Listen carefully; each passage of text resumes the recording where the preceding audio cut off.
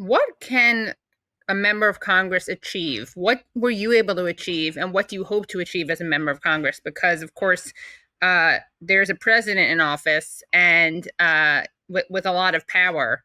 So, how can you, as one individual member of Congress, shape our country's trajectory? Well, first of all, I'm running as an independent. And the importance is this.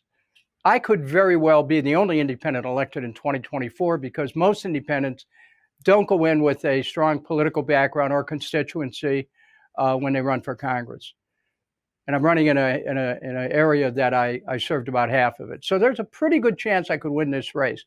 If I am elected, and that's not going to just depend on me by any means, it could depend on some of your listeners who want to go to, or viewers who might want to go to Kucinich.com and figure out a way to help. But if I'm elected, I could very well be the only independent in a sharply divided Congress.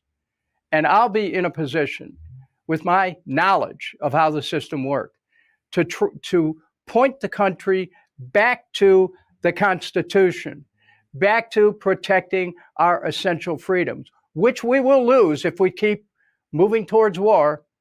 We're already in a surveillance society.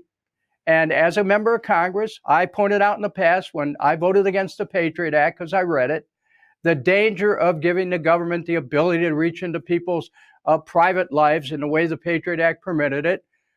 You may remember with when Libya was attacked, I had the Libyan people from the Libyan government call me and say, "Why attacking us? We're trying to work with you."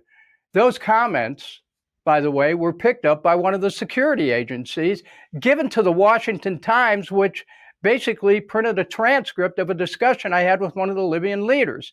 Now, you look at how the CIA spied on Feinstein's Oversight Committee in the Senate. You look at how the security agencies are spying on Tucker Carlson right now. You look at what's been done to Assange for telling the truth. You look at what the corporations have done in this unholy alliance with the government. We have a real question of how do we protect our essential freedoms, our freedom of association, our freedom of speech, all the First Amendment rights. They're under attack. I'm going back to Congress to protect the Constitution. I'm going back into Congress to protect that part of the Constitution that talks about how Congress shouldn't be spending money we don't have.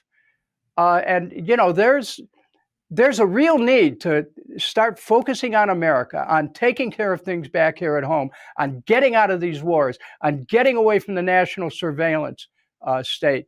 And I'm ready to carry that forward into the next Congress and help my colleagues who are obviously in a dither over this hyper-partisanship, which is crushing our nation, and people know it.